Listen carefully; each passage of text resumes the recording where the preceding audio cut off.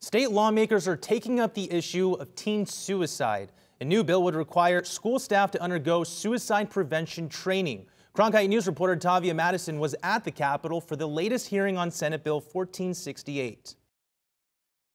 If you woke up tomorrow and heard that 3 people you knew had died by suicide, you'd be concerned.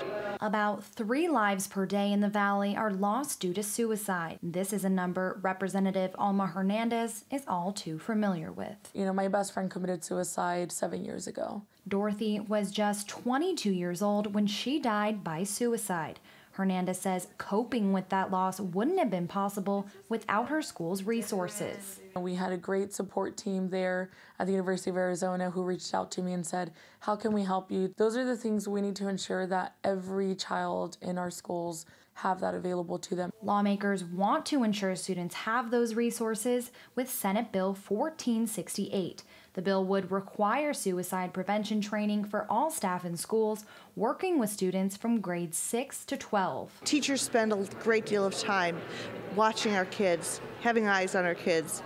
We want to make sure that they have the knowledge of what to watch for. Teachers across the valley currently have access to the training, but it's not mandatory. That's why lawmakers say it's time for a change. Deaths by suicide are about twice as many as homicides. So think of that. Murders are a horrible situation, and there are about twice as many deaths by suicide.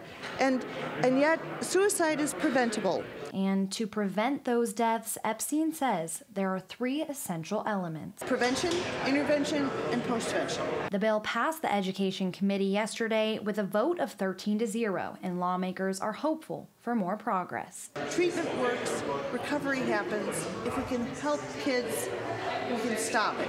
In Phoenix, Tavia Matteson, Cronkite News.